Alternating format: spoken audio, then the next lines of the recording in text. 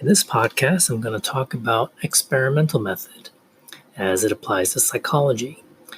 Now, you know by now that most of these podcasts are directed at first or second year college students taking introductory level college courses in psychology.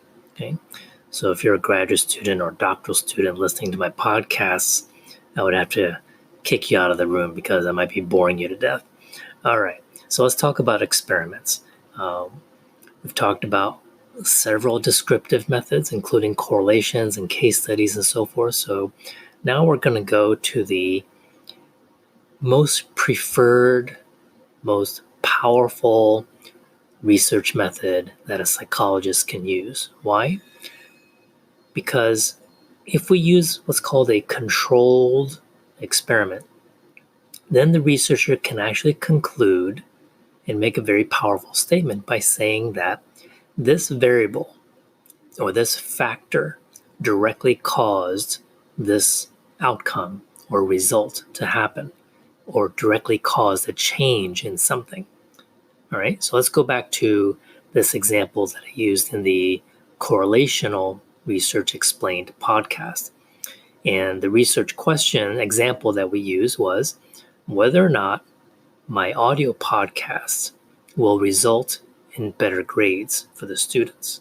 Okay, so again, let's go ahead and use the same group, not the same exact group, but 100 students taking the same introductory to psychology class, but instead of just collecting their grades and doing surveys or collecting information about how many podcasts they listen to, we're going to run an experiment.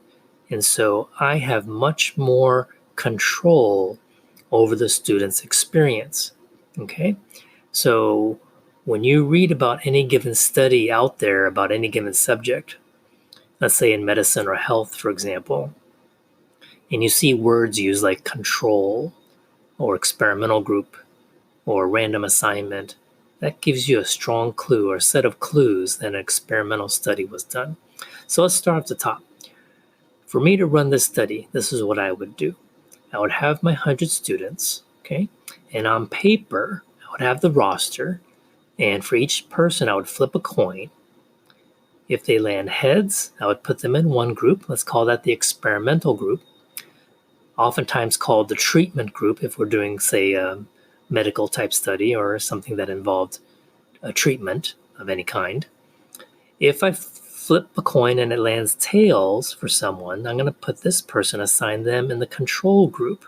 So imagine a roster with names and a letter E or C next to them, experimental group or a control group, right? Now you can also think about the C as meaning comparison.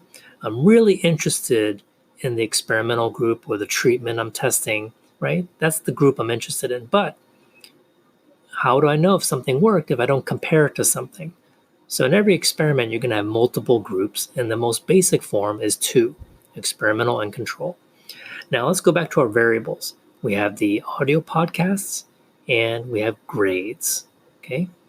So the ultimate test or question I have here is, will listening to audio podcasts throughout the course lead to better test results and a better overall final grade? So the operational definition, and you know what that means by now, for podcasts is going to be whether or not they listen to it, okay? And let me back up for a second. So this is how we're going to do the experiment. We've already flipped the coin for each person. So the experimental group in our example, these are going to be the 50 students who will be forced or will be assigned into an online class that has audio podcasts. Okay. Now, it's possible for me to design a course where to get through the assignments, they have to click play, right, to force them to listen to all of them, right? So let's assume that we can do that, okay? That to get through the course, they can't skip the podcast. They're pretty much forced to listen to them as part of the course. The control group students will be in an online course that's exactly the same as the experimental group, but you take away the podcasts. Okay, it's just exact same. So there's only one thing different about the experimental group's experience in the class versus the control group. Okay. Now this is very important because if we control for everything and we know that these two groups of students' experience is completely the same except for one thing, right? And then what if those 50 students in the podcast group got significantly higher scores at the end of the course than the control group?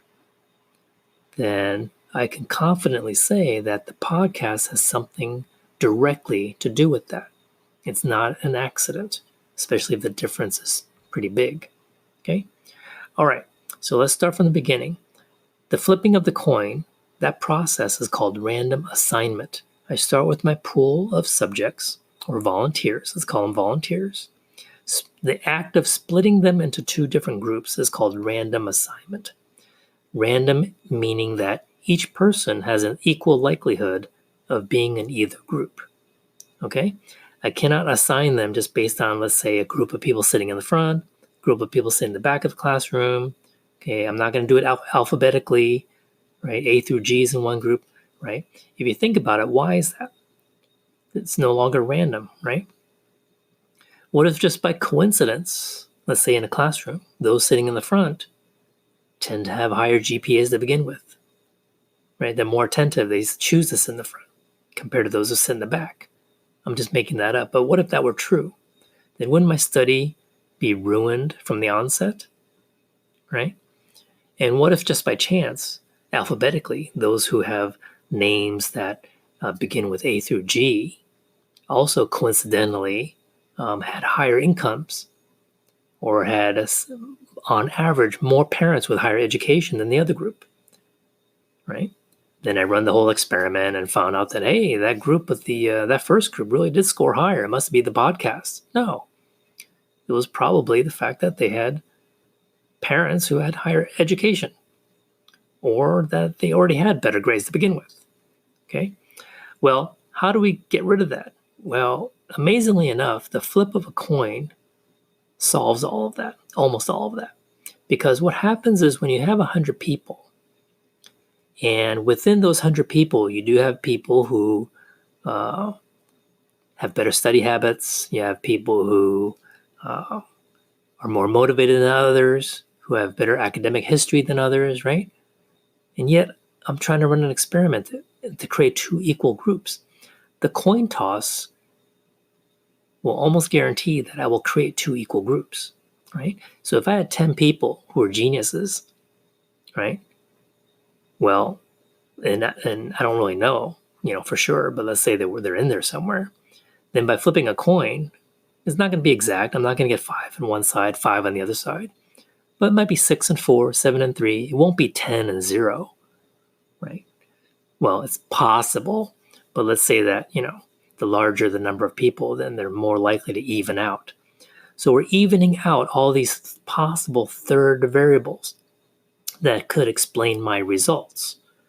I want to make sure that the results are defined by whether or not they use the podcast or not because whether or not they were geniuses, had more money, had more academic experience, all these other factors.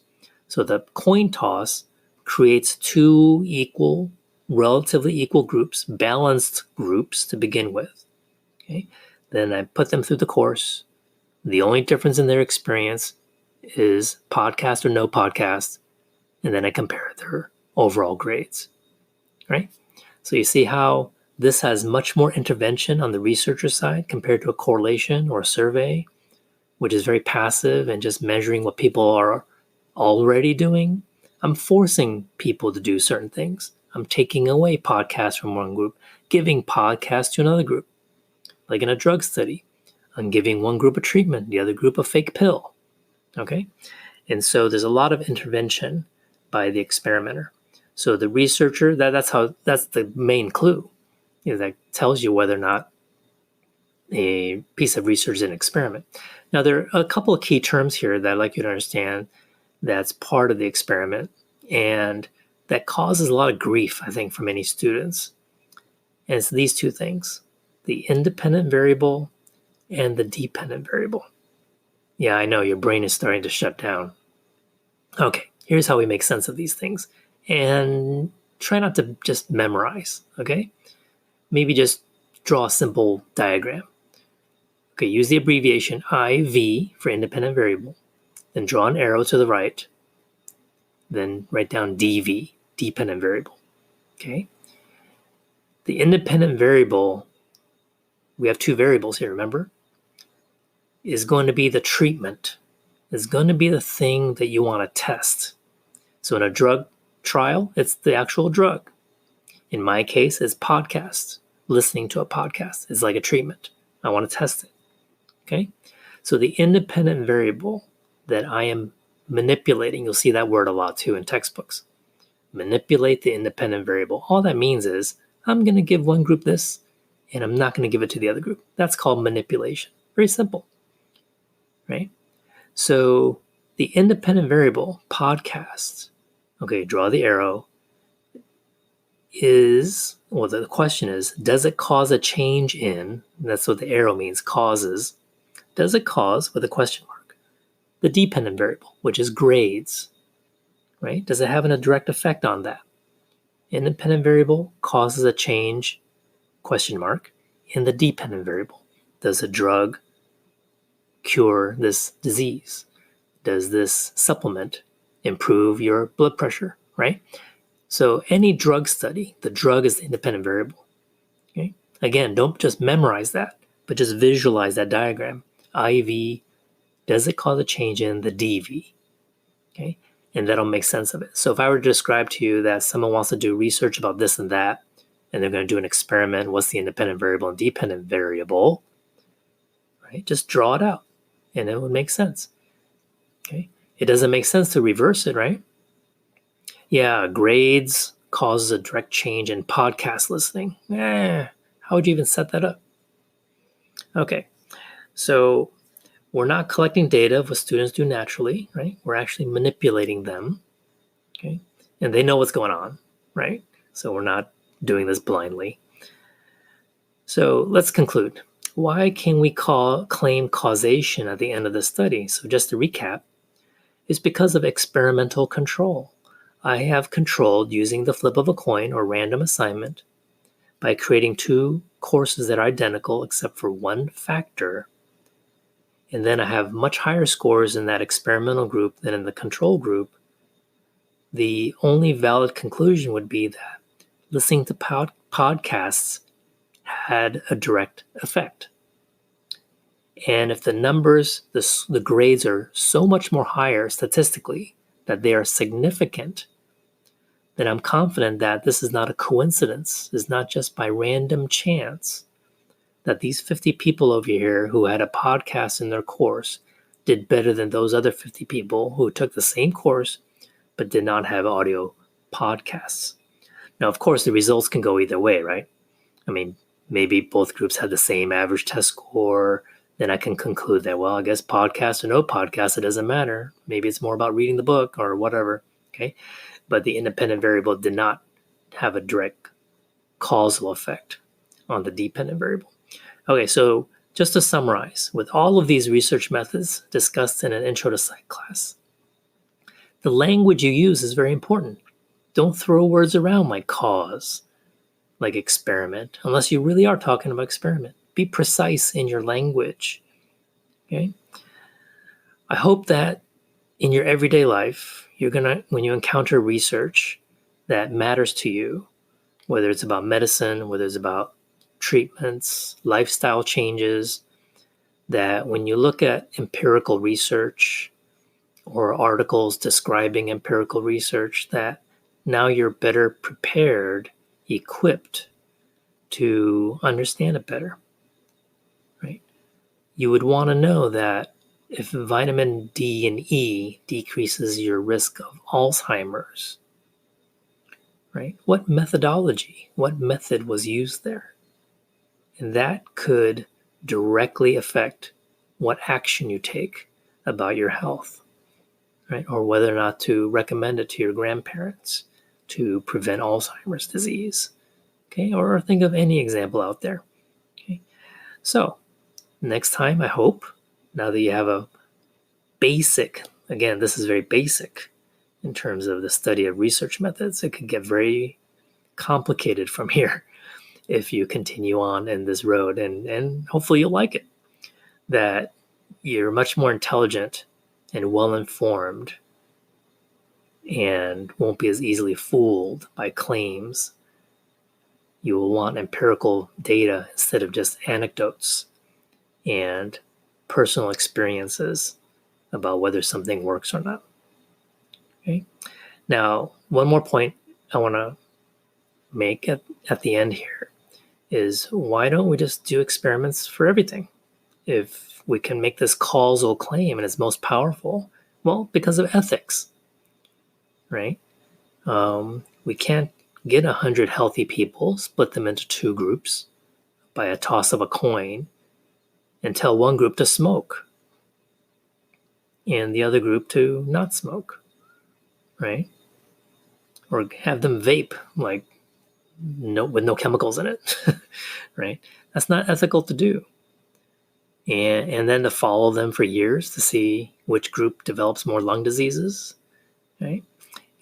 So when it's not ethical or not practical to run an experiment, because you notice with an experiment, you need live people, live participants, right?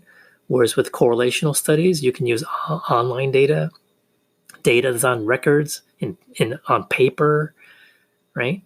A little bit easier to do. Telephone surveys, online surveys, well, that requires live people, but you don't have to control them in any sense, okay? You can just observe them and collect information that way. So experiments take a lot of planning and approvals by departments and a lot of red tape. So not everyone can run experiments. So that's why sometimes they're not very practical to do. And that's why people resort to correlational data to get their information. Okay, so it's ethics, feasibility, practicality, and that's why we end up using descriptive methods a lot instead of experiments. But ideally, if you want the most powerful results, you would run an experiment. Okay, I think I've talked your ears off enough for this podcast. Again, this is Dr. C. Thank you for listening, and I'll talk to you later.